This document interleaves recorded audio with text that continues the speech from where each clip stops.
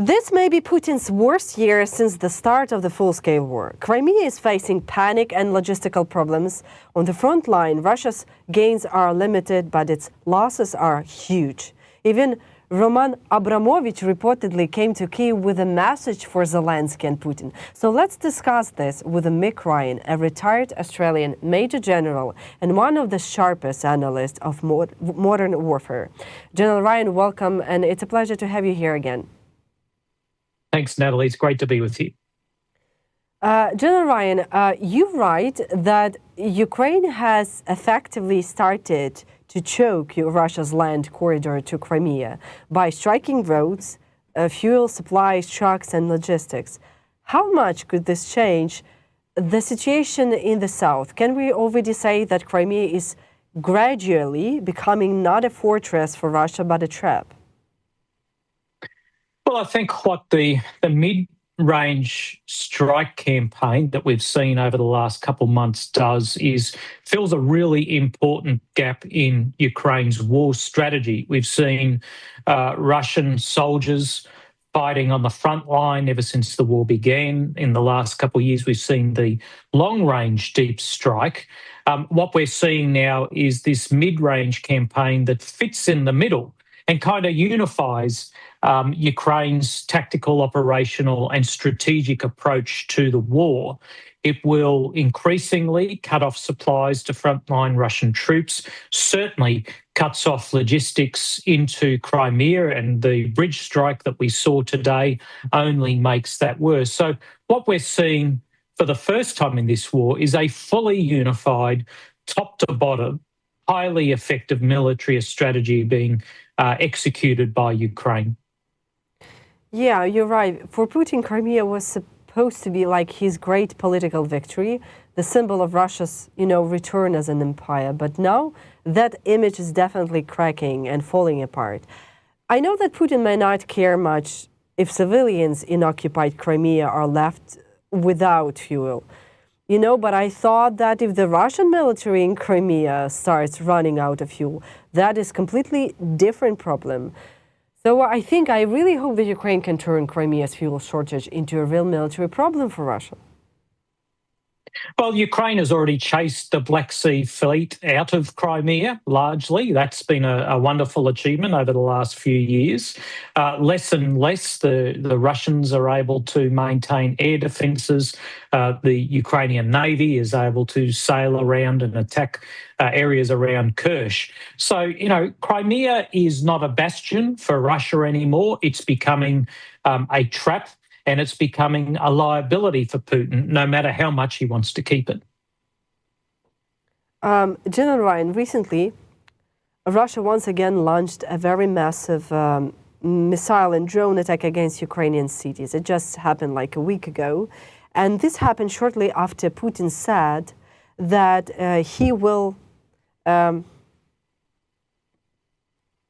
Putin spoke about new quality of war. What do you think he means by this new quality? It is about Russia trying to increase the scale of intents of its strikes, or it's also a reaction to how successfully Ukrainian army is targeting Russian infrastructure, predominantly energy infrastructure? Well, I think the only new quality here is Russia is striking out and doing the only thing it can do now, given Ukraine has successfully halted the spring offensive and is accelerating its street strike campaign deep inside Russia. This is Putin's way of essentially throwing a tantrum. He can't do anything else against Ukraine, so he's launching more missiles. Unfortunately for Russia, Ukraine's ability to intercept the drones has only got better. The real problem is the advanced interceptors like Patriots that Ukraine is not getting from America, that it really needs to intercept these cruise and ballistic missiles, which are killing way too many Ukrainians. Right. General Ryan, there was, not long time ago, there was an incident with a Russian drone hitting a building in Romania next to Ukrainian border. And it was very lucky coincidence that it was only 2 injured people. Nobody has died. But I think it was just a coincidence that everybody has survived. My question to you, do you think that NATO should somehow coordinate their air defense right now with the Ukraine, especially those countries that are next to Ukrainian border, and NATO should do it quickly and right now?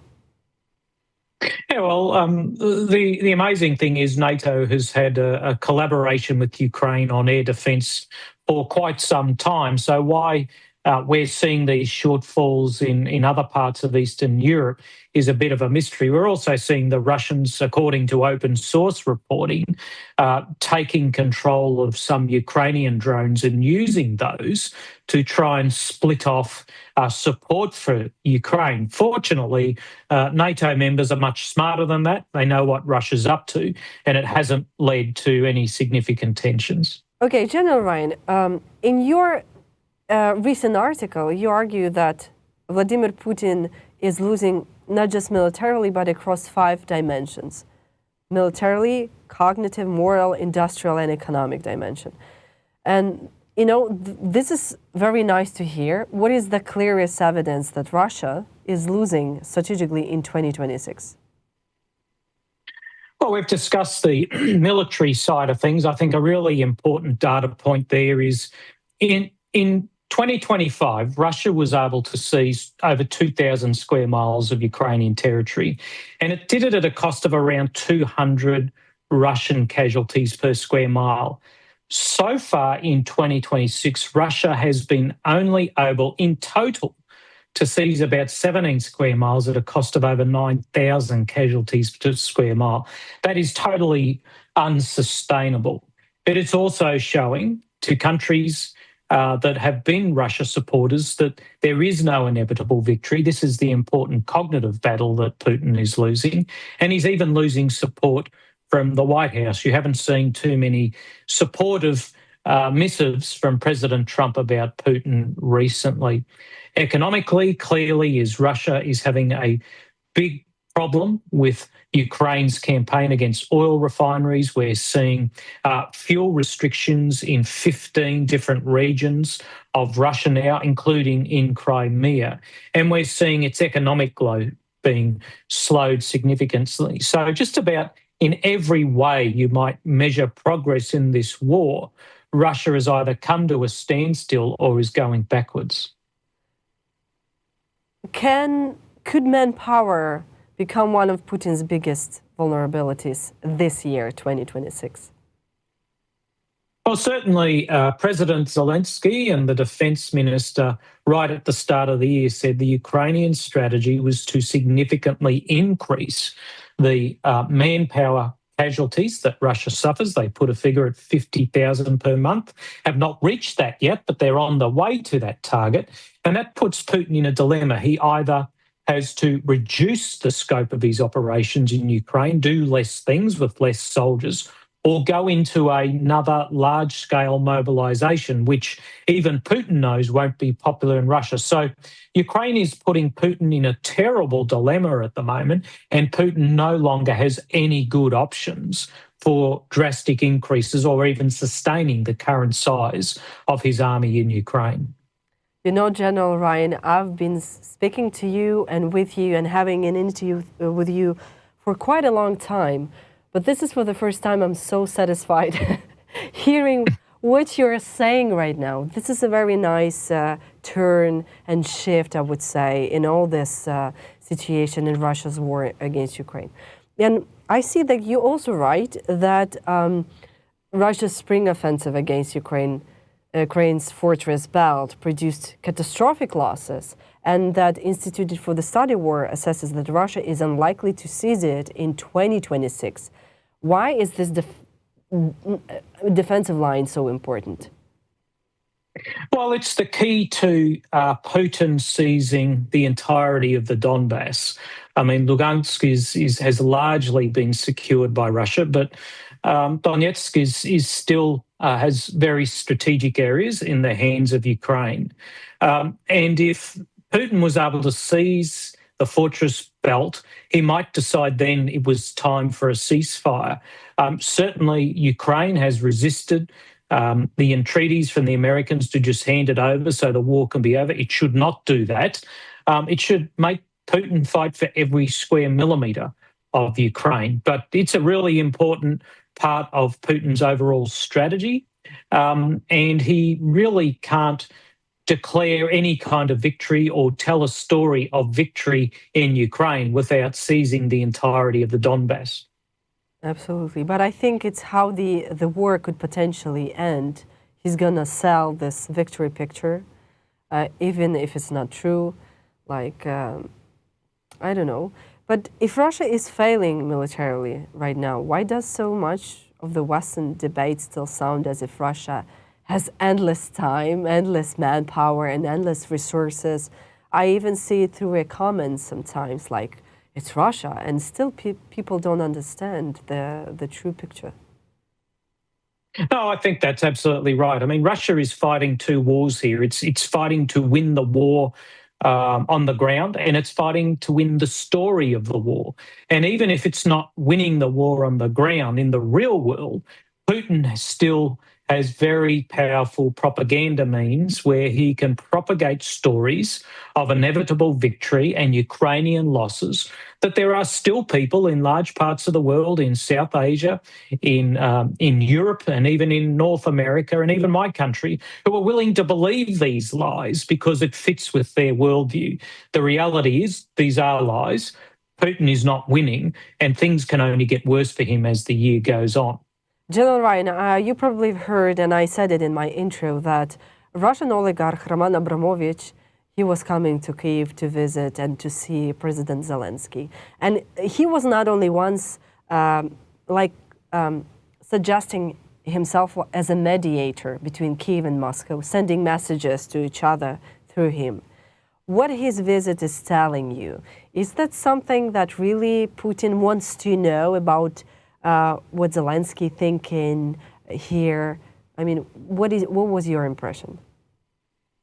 Well, it's hard to believe that he would have been able to come to Ukraine without the approval of President Putin. He wouldn't have been able to just decide he was going to go. So this is clearly just one of the back channels that Putin and his regime are using to feel out President Zelensky and his government about the way forward for ceasefire negotiations. Both sides know that President Trump is distracted in the Middle East, so they're going to have to move forward without the Americans. It's really about now, who are the parties in these peace talks? What country might play the role as a mediator?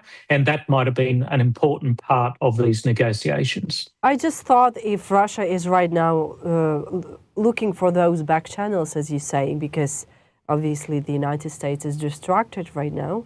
So I thought that probably it's coming to something. Maybe not an end, but the beginning of an end.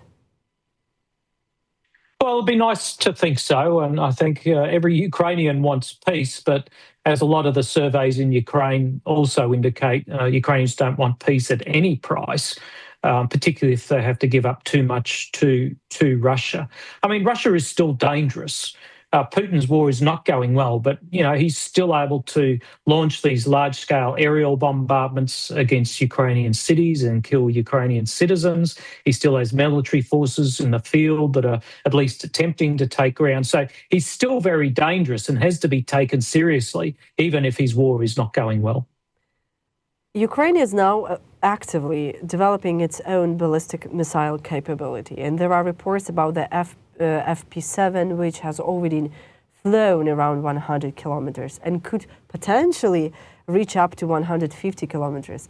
And the long-range FP9 reportedly designed for targets up to 150 kilometers away. If Ukraine gets reliable domestic ballistic missiles, how could this change the courses of the war? Could they partially replace systems like ATACMS and give Ukraine more freedom, to put real strategic pressure on Russia? Well, what they do is, firstly, provide a means of attacking Russia that's much harder to defend against. I mean, defending against drones and cruise missiles is one thing, but as Ukraine has experienced for 4.5 years, defending against ballistic missiles is a much, much more difficult and technological challenge. The other thing these new ballistic missiles provide is the stepping stone to much longer range missiles. Most countries, if you have a look back at countries like India, Pakistan, Iran, the United States, start with shorter range ballistic missiles and then iterate them into much longer range missiles. So these missiles provide Ukraine for a start point for a much longer range strike capability.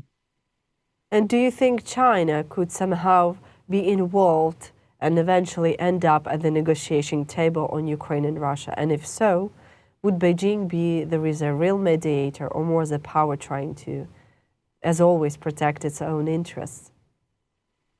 Well, it's possible they could. That would be up to Putin and President Zelensky to agree to that.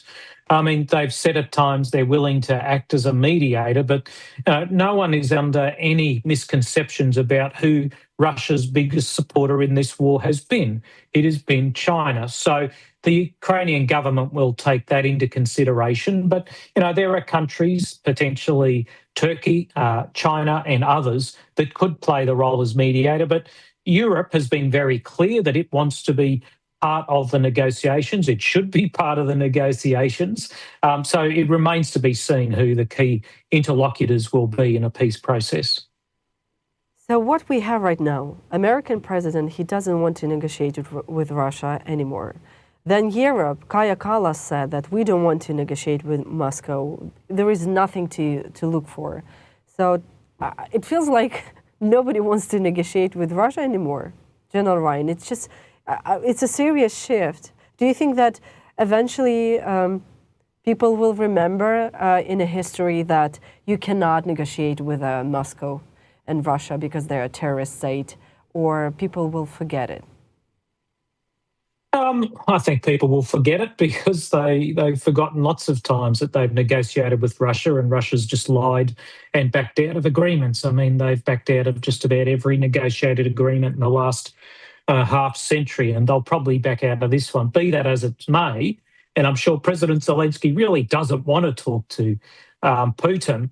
He understands that if it is to the benefit of Ukraine and the Ukrainian people, he will talk to them and at least engage in a negotiation to achieve a lasting and a just peace for Ukraine. Well, thank you so much, General Ryan, for your insights, for your time for us. It was me, Nataliia Lutsenko, and Mick Ryan, a retired Australian Major General. Thank you so much, and see you next time. Thanks, Natalie.